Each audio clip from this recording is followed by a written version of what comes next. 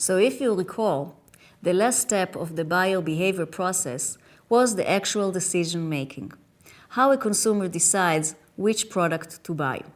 So one of the factors that will really influence that decision is level of involvement. Level of involvement is how much a consumer cares that the purchase decision is perfect. How important is it not to make a mistake and to make sure you make the right decision? Now, there are 4 types of buying decision behavior that result from 2 factors: the degree of involvement with the decision, as well as the degree of the experience that one has with the product. So let's look at this diagram. We have 2 things. We have the level of experience, which is low experience and high experience, and we have the level of involvement, which is high involvement and low involvement. Now let's look at the first one, which is brand loyalty. Brand loyalty is a behavior we're all familiar with, which means that I will always buy the same brand, even if some competition is trying to steal me away. Now, brand loyalty can only occur if I have high involvement with the product, but also if I have high experience with the product. Experience is obvious because I need to buy the product again and again, so obviously I'm experienced with it. But involvement will mean how much is it easy or difficult to steal me away from competition. So for example, if I buy a car, let's say I'm buying a Volvo, and I buy that Volvo again and again, I like the Volvo, I have positive attitude because I have a belief that it's safe, and it's very important for me to make the right decision because I want to keep my family safe. And I also have experience with it because I bought it in the past and it proved to be a safe car. Hence, this is how brand loyalty occurs. The next behavior I want to talk about is what we call extended problem solving. This is when I have high involvement, but I don't have much experience with the product. For example, when I buy my first car, I can ask for information from other people, but I myself never driven a specific brand. However, it is very important for me to make the right choice. So what marketers would like to do is to turn extended problem solving into brand loyalty, meaning that if you bought my product once and it is a high involvement product, they're very much motivated to turn it into loyalty. And there's many ways that companies do so. Now, it's very important to understand that loyalty will never occur in a low involvement decision. And this is something that's very important to know. When we have low involvement and low experience, we call that buyer behavior limited problem solving. Why is it limited? We will see in a few minutes, but it's because the consumer does not go through all the 5 stages of the decision-making process, but he skips from the need to actually buying the product. So let's say if I'm hungry and it's lunchtime, it's not really a high involvement decision. I just want to eat something that will satisfy me. And maybe I'll choose a new restaurant because it's just in my neighborhood and it's easy to get and the price is good. So I'm saying I'm hungry, the price is good, let's get the product. And finally, we have habit or variety seeking. This will happen in low involvement and high experience. A good example can be buying a specific brand of rice or milk or juice. Now, one might argue, well, no, this is loyalty. Why? Because you keep buying the same product again and again. But the reason you're buying that product is out of habit and not out of loyalty. How do we know? Well, the best test to do is that if you go to the supermarket and let's say you like to buy Uncle Ben and Uncle Ben's white rice is not there, would you go to another supermarket to look for Uncle Ben, or would you just switch to another brand of rice? Most people will switch to another brand of rice. Why? Because it's a low involvement product. Rice is rice. And hence, this means that it's habitual and not brand loyalty. Variety seeking is also a behavior that is in low involvement and high experience, which means that sometimes I will just buy another brand because I want to know how different is the pasta. Maybe I want to buy Diet Pepsi instead of Diet Coke because I want to see how it tastes. The decision is not very important. So even if it tastes not as good as Diet Coke, oh well, I spend a few dollars and next time I will buy what I'm used to out of habit. So then why is it important to make these distinctions? Because it affects the marketing strategy. One of the questions that we want to ask is what is the level of involvement? So when a company has a product, they want to understand how much consumers care about that decision and how much are they willing to make a mistake. They also want to see, well, what is the competitive environment? Because if there's a lot of other choices there, it's very important if I can create brand loyalty or not. And they also want to know, well, what is the brand differentiation? Do consumers understand why Volvo is different than Honda? If they don't understand the difference, then how can they be loyal to one brand versus the other? If we take an example of a car, let's say it's a high involvement monopolistic competition, high differentiation, meaning that within that area, let's say within the attribute of safety, Volvo is number one. Let's say within the area of prestige, Ferrari is number one. Let's say within good value, Korean or Japanese brands are number one. Then in that case, because it's high involvement, there's a good chance of creating brand loyalty. So the strategy of these cars is to create strong differentiation in order to create brand loyalty. So every time I want to buy a safe car, I'll buy Volvo. If I want to buy a prestige car, I'll buy Ferrari, and so forth. Let's take another example, rice. So rice is a low-involvement product, as we just talked about, and it's pure competition, meaning there are many, many, many brands of rice out there. And it's low differentiation. Can you really tell the difference between Uncle Ben's rice and maybe someone else's rice? So in this case, the strategy should be to create availability. You want to make sure that when someone goes to the grocery store, that brand of rice is right there and it's on the right shelf placement. So I can see it in eye contact and it will be easy for me to find and bring it and take it. So you want to emphasize more wide distribution as well as shelf placement. Now we discussed briefly buyer decision-making process. So the buyer decision-making process have 5 stages, which we will discuss now in detail. But before that, let me give you an overview. So in the problem recognition, let's assume that Richard realizes that he dislikes his whole car.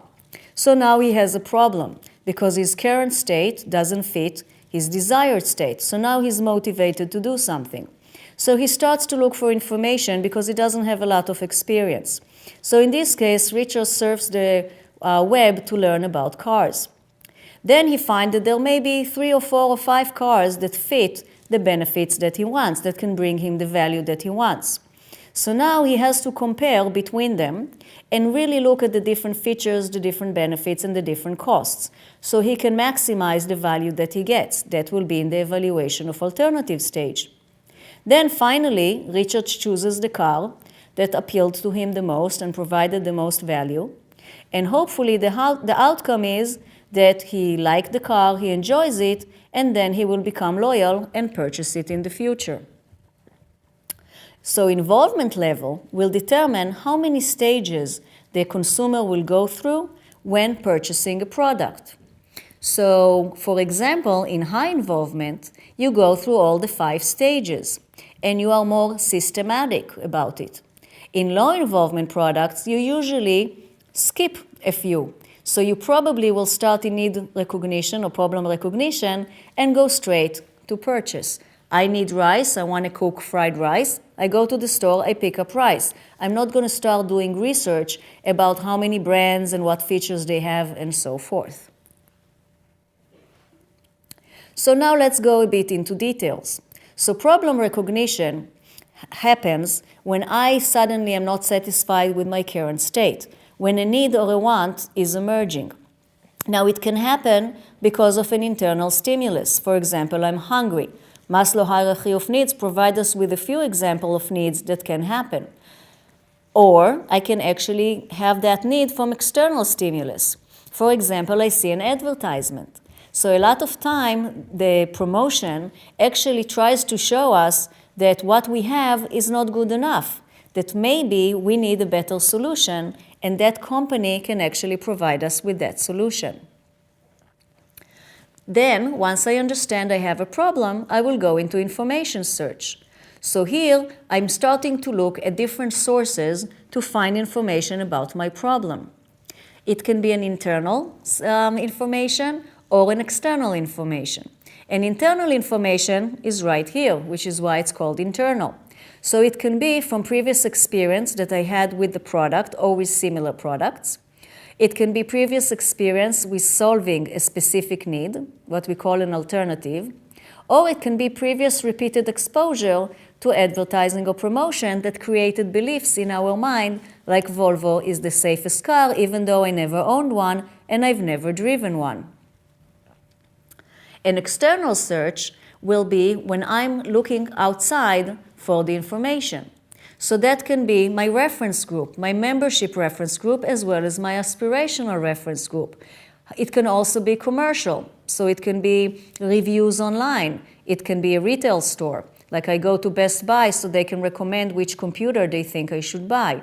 It can also be, as we say, online reviews, but as well as consumers report. And internet, obviously, Google can be a good search engine as well. So internal and external search then help me form an attitude about different alternatives and different brands. So an evaluation of alternative is when I have all the brands that are available in the marketplace, and then I reduce them into what I call a consideration set. A consideration set are those brands that maybe I will accept buying. So I eliminate all those that I can definitely not buy. Let's say if it's a car, all those that are too expensive, they're not on my budget. Or maybe those that the mileage per gas is too high. And then out of those, I make a choice of one brand. So of course this was very simple. So this is how it looks in the real market. You start with all the brands. But obviously some brands might be unknown. So those that are unknown are automatically cannot be in the evaluation set. This is the main reason why a lot of companies want to advertise and increase brand awareness. If you're not aware of the brand, there's no chance you can buy it. However, out of those known brands, there's also brands that are overlooked. Overlooked brands are those that if I ask you, have you ever heard about Honda, you will say, oh yeah, I heard about Honda. But if I ask you, please give me some brand names of cars, Honda will not pop up. So that means that Honda is not in your accessible consideration set. And then we have the acceptable and unacceptable brands, where unacceptable will be maybe those cars that are over budget, and acceptable will be those that I can live with and I might want to buy. And out of those, I have the purchase brand, and all the rest will be what we call the rejected brands. So then how consumers evaluate which alternative is better than the other out of those acceptable brands? So obviously they will look at product attributes, like quality and price and features. For example, you choose an airline based on how reliable it is on time, or on technical issues, or maybe on price. Also, you want to see, well, how important these things are. Maybe price is more important to me than the fact that the flight leaves on time. So I will choose the airline that promised cheaper flights. However, maybe it's known to be late. On the other hand, I might prefer to pay a little bit more, but know that the flight is always going to be on time, because my importance is given to time versus price. And then we have brand beliefs. Again, you see how brand beliefs are so important. Because how do I know that this airline is never late? How do I know that it's cheaper? Well, I don't, unless I do really big information search online. So I have beliefs. I can say United Airline flights are never delayed, or JetBlue is the cheapest one of all. And then if I'm looking for cheaper, I will go straight to JetBlue. If I'm looking for more reliability, maybe I'll go to United. So the evaluation process combines then beliefs, as well as the level of importance, in order to form attitudes and preferences. And based on that, I can make my final choice. So let's make the choice then. Now, a lot of times, the fact that I decide on something is not necessarily, at the end, my final choice. And sometimes we use what we call decision heuristics. Decision heuristics are those ways to make a decision quickly and faster. So sometimes I don't want to go online and do this huge search or marketing research just in order to buy an airline ticket. So in that sense, I will basically be loyal. That will be a decision heuristic. Another can be the first brand that comes into mind. So someone says, what kind of cola drink you want? I'll say Coke. Why? Not because I have a preference, but because that's the first one that popped into my mind, which is again showing why low involvement products love to promote their products again and again, because then they recall and retain it in our memory as consumers. Price-quality relation is another heuristic. A lot of time people assume that if the price is higher, it means the product is better. And if the price is cheaper, it means the product is less quality. And then we always have the brand name, which again have Diesel is more, let's say, fashionable than Gap, or Volvo is more safer than Ford, and so on. Another type of decision heuristic is country of origin. Many countries have associated beliefs with them. So Japan, for many, many years, was associated as having high-quality electronics. China is known to have cheaper products, but not necessarily higher quality.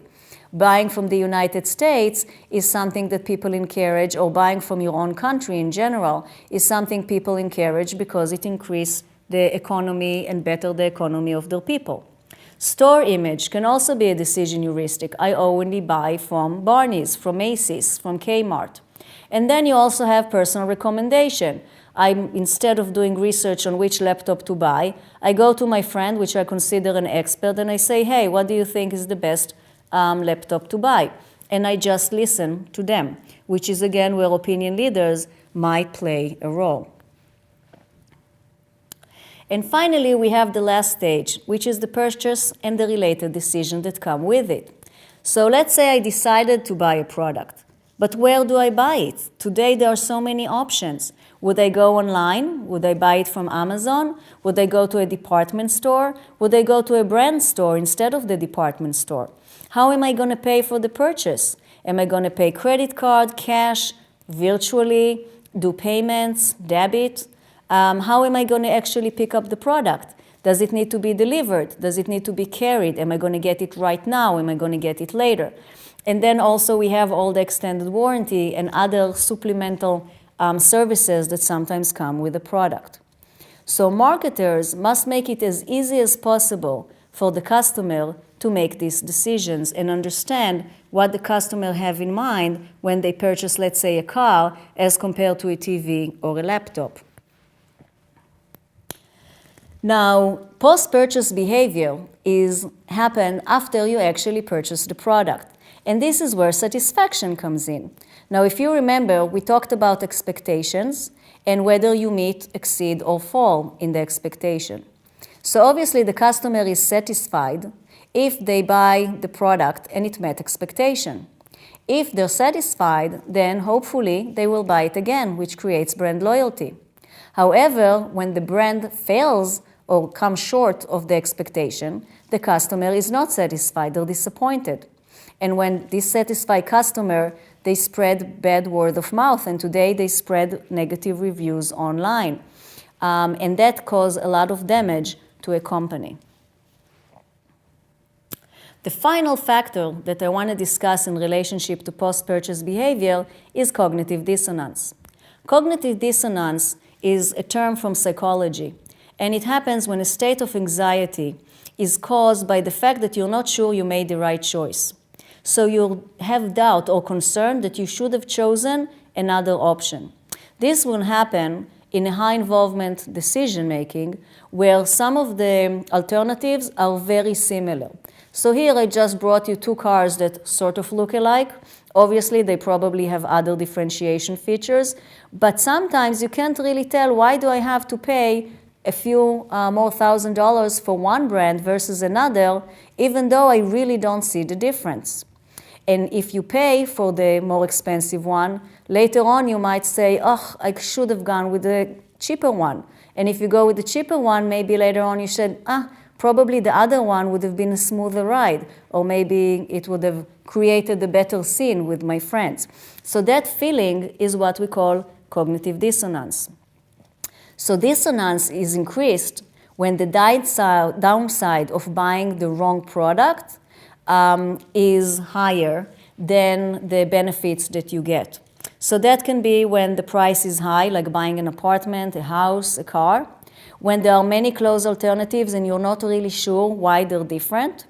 When the item is intangible, so service, for example. How do I know that going to Puerto Rico is better than going to Costa Rica? I don't know, because once I chose one, I go through the service, but I have nothing to show for it at the end.